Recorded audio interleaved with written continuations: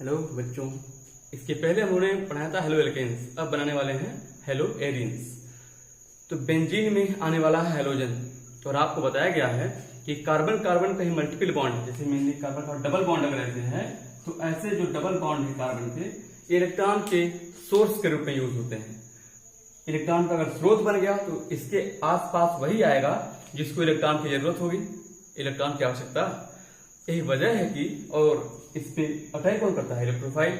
और आपको मालूम है कि इलेक्ट्रोफाइल को ही इलेक्ट्रॉन की आवश्यकता होती है और ये हो गए इलेक्ट्रॉन के सोर्स। तो इस पे फर्स्ट अटैक जनरली कौन करता है? इलेक्ट्रोफाइल। हम लोग पढ़ने वाले हैं बेंजीन के रिस्पेक्ट में। तो बेंजीन में क्या है आपको मालूम है? बेंजीन का मतलब देखिए ऐसे, ये 6 मेंबर रिंग है और इसमें अल्टरनेट पे पाई बॉन्ड है। जब अल्टरनेट पे पाई बॉन्ड है, इसमें कार्बन कार्बन पाई बॉन्ड देखिए ऐसे प्रेजेंट है, 3 है। जब एक इलेक्ट्रॉन का सोर्स है इसमें 3 पाई बॉन्ड है, ये बहुत ज्यादा इलेक्ट्रॉन रिच स्पीशीज बन जाती है, इलेक्ट्रॉन रिच। ठीक है, जब बहुत इलेक्ट्रॉन रिच है तो जाहिर सी बात इस पर अटैक किसका होगा? इलेक्ट्रोफाइल का। दूसरी चीज क्या है? यह एरोमेटिक कंपाउंड है। एरोमेटिक कंपाउंड दुनिया के सबसे ज्यादा स्टेबल कंपाउंड्स में है, जो सबसे ज्यादा स्थायी है, स्टेबल है। यह अपनी एरोमेटिसिटी लूज नहीं करना चाहेंगे। यही वजह है कि इन पर एडिशन नहीं बल्कि क्या होता है? Substitution.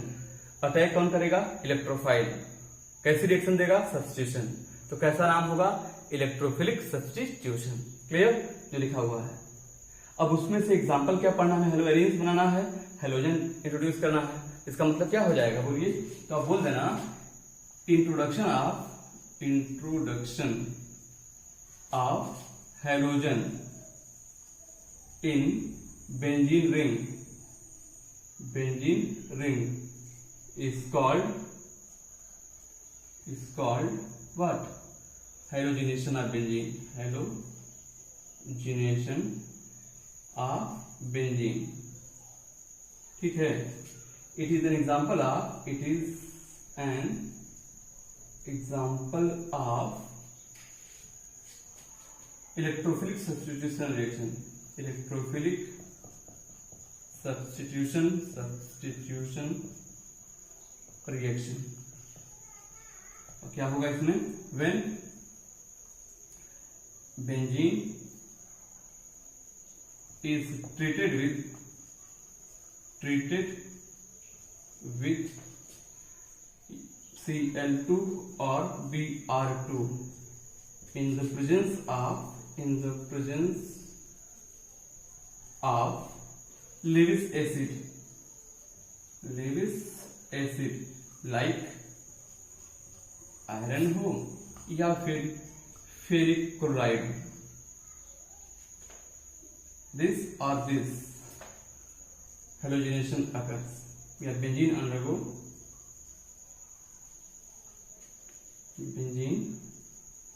undergo what? Halogenation and gives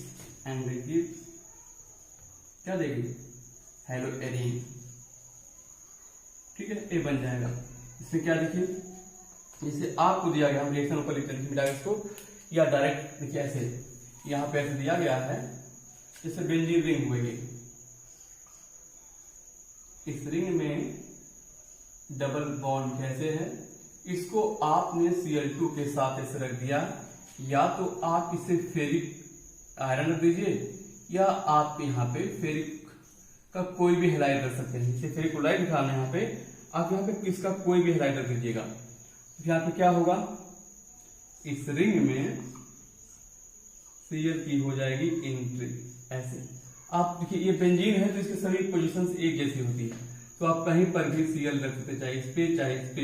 benzene की सभी पोजीशन होती है आइडेंटिकल, किसी पोजीशन पे आप कर सकते हैं इलेक्ट्रोफिलिक सब्स्टिट्यूशन। जहां पे अटैक होगा वहां से एक H जाएगा, फिर बन जाएगा HCl। अब इसकी देखते हैं मैकेनिज्म क्या हो सकती है। देखिए आप यहाँ पे लिख सकते हैं इसकी मैकेनिज्म क्या देखिए पॉसिबल है। तो फर्स्ट स्टेप क्या होगा? आपको मालूम है रिंग पे अटैक किसका हो सकता है? इलेक्ट्रोफाइल का। तो फर्स्ट स्टेप लिख देना आप फॉर्मेशन ऑफ इलेक्ट्रोफाइल। अब यहाँ पे क्या होने वाला है, ये बेंजीन रिंग दी गई है, देखिए पहले CH3Cl2 है, ऐसे देखिए 2 इलेक्ट्रॉन्स 2 7 होते हैं, एक बॉन्ड कर लिया है तो 6 इनके पास बचे रहते हैं। इसको आपने FeCl3 के साथ रख दिया, इस बॉन्ड की हो जाती है हाइड्रोलिसिस, एक Cl प्लस बन जाएगा, इसके पास इलेक्ट्रॉन 6 बच जाएंगे, एक हो जाएगा Cl माइनस, इसके साथ कोऑर्डिनेट कर देगा, ये बन जाएगा FeCl4 का माइनस, कुछ ऐसा हंसी। इस पे 3 Cl पहले से आप देख रहे हो, एक Cl माइनस कोऑर्डिनेट कर देगा। कोऑर्डिनेट बॉन्ड को जब सिंगल लाइन से लिखते हैं आप तो 3 Cl तो पहले वाले हैं, जब इस सिंगल बॉन्ड से लिखेंगे आप तो इस पे माइनस पहले से है, टेल पे प्लस आता है क्वाड और हेड पे माइनस आता है। जब कोऑर्डिनेट बॉन्ड को सिंगल लाइन से लिखते हैं तो टेल पे प्लस आता है, हेड पे माइनस, इस पे प्लस माइनस दोनों से चार्ज खत्म हो गए, ये बचा, यानी ये यहाँ पे ऐसे लिख दिया हमने, ठीक है, ऐसे लिखते हैं। ये स्टेप 2 हो गया। स्टेप 1 है, स्टेप 2 देखिए अब क्या है। इसके बनने के बाद क्या करोगे आप, इसका अटैक करा देना, किसका, इलेक्ट्रोफाइल का, ये हो जाएगा अटैक ऑफ इलेक्ट्रोफाइल। तो अटैक कहां देखिए, ऐसे ये बेंजीन रिंग है, ऐसे अल्टरनेट डबल बॉन्ड, इसको आपने Cl प्लस के साथ इलेक्ट्रोफाइल का हो गया है।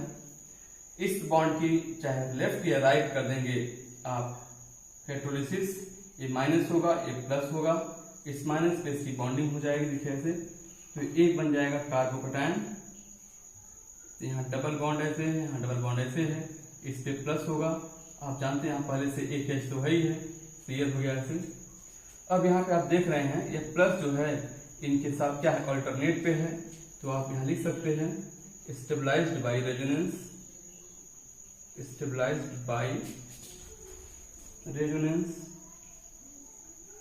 क्योंकि प्लस सिंगल डबल यह अल्टरनेट पे है, मतलब डीलोकलाइज करेगा, इसके वजह से इसकी स्टेबिलिटी बढ़ जाती है। बट क्या यह एरोमेटिक कंपाउंड से ज्यादा स्टेबल होगा? कभी नहीं, क्योंकि एरोमेटिक कंपाउंड दुनिया के सबसे ज्यादा स्टेबल कंपाउंड होते हैं और यह अपनी एरोमेटिसिटी खो चुका है, क्योंकि यहाँ पे हो चुका है sp3 hybridisation, 1 sigma 2 sigma 3 sigma 4 sigma sp3 हो चुका है। और एरोमेटिक कैरेक्टर होने के लिए पहला पॉइंट है कि वह sp2 होना चाहिए, मतलब इसमें से किसी एक को जाना होगा, तभी तो फर्दर यह अपना पुराना लुक एक्वायर करेगा, मतलब किसी एक को जाना होगा। Cl तो आए हैं, मेहमान है, क्या भगाओगे, ये पहले से निकल जाएंगे, मतलब H निकलेगा, और H निकल क्या बनना चाहिए, प्लस है, तो यहाँ माइनस आएगा तो बॉन्ड बन जाएगा, माइनस आने के लिए H को H प्लस के फॉर्म में निकलना होगा, और H प्लस का निकलना कहलाता है डी प्रोटोनेशन। लास्ट स्टेप हो जाएगा स्टेप 3, डी प्रोटोनेशन, तो यहां से कर देंगे वो डी प्रोटोनेशन, क्या हो जाएगा यहाँ पे, यह जो है कंपाउंड एज सच, यहाँ प्लस बना हुआ है, डबल बॉन्ड यहाँ पे है, इस पे H दिया गया है, यहाँ Cl है। अब हम लोग जो है जो फेरिक यहाँ पे इसको ऐसे तोड़ दिया जाए हाइड्रोलिसिस से, ये माइनस हो जाएगा, ये प्लस, इस माइनस इस प्लस की बॉन्डिंग यहाँ भी हो जाएगी, ये बन जाएगा देखिए हेलोवेरिन, Cl है तो क्लोरोबेंजीन। आप इसको ऐसे फिलहाल किसी पोजीशन पे आप रिएक्शन करा सकते हैं, बेंजीन की सभी पोजीशन आइडेंटिकल होती है, और ये Cl जो H के साथ हो जाएगा HCl और FeCl3 यानी कैटलिस्ट लास्ट में फ्री हो जाता है, फ्री भी हो गया, ये है क्लोरोबेंजीन। जनरली इस रिएक्शन से हम लोग जो है क्लोरोबेंजीन और ब्रोमोबेंजीन बना लेते हैं, ठीक है। फ्लोरोबेंजीन नहीं बना पाते, फ्लोरीन कंटेनिंग बेंजीन नहीं बना पाते, क्योंकि फ्लोरीन की बहुत ज्यादा होती है रिएक्टिविटी। बात करें अगर आयोडोबेंजीन की, आयोडोबेंजीन बनता है, बट उसमें प्रॉब्लम क्या होती है, कैसे इस रिएक्शन में जब हम लोग जो है आयोडोबेंजीन बनाने का प्रयास करते हैं इसी रिएक्शन से, जैसे ये दिया गया है बेंजीन, और इसको अगर हम लोग I2 के साथ रखते हैं Fe के प्रेजेंस में, यह बनता तो है, देखिए ऐसे जो है ये रिएक्शन ऐसे बनती है, यहाँ पे I क्या किसी पोजीशन लिख देना, बनता तो है, बट जो HI बनती है ये रिएक्शन फर्दर रिवर्सिबल हो जाती है। रिएक्शन क्या होती है, रिवर्सिबल, बैक वापस होने लगती है। तो हम लोग जो करते क्या हैं, इसको अगर यहाँ से हटा दिया जाए, इसी वजह से इसको यहाँ से हटा दिया जाए, यहाँ वैकेंसी आ जाएगी।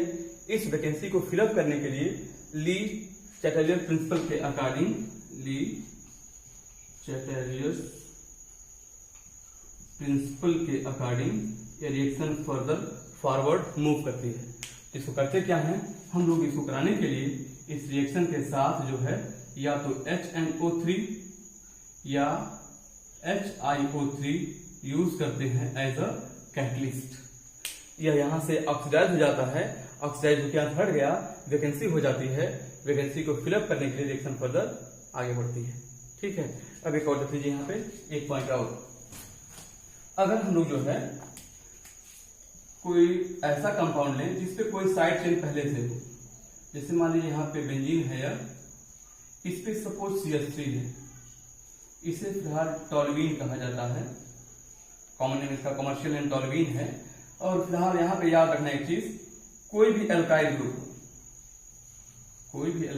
हो या फिर लोन पेयर कंटेनिंग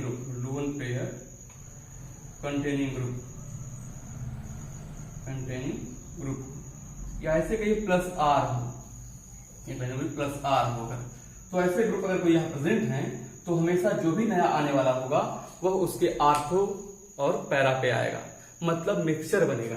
तो यह अगर पहले से है जिसकी बगल वाली पोजीशन आर्थो होती है, ये मेटा और ये पैरा, इधर से आर्थो इधर से मेटा इधर से पैरा।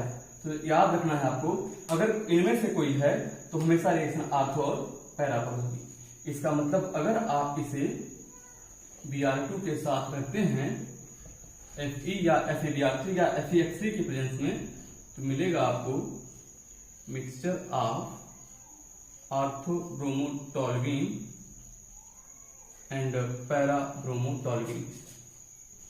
ऐसे देखिए, तो यहाँ पे आ जाएगा डबल बॉन्ड, यहाँ डबल बॉन्ड, यहाँ डबल बॉन्ड, ये होगा CH3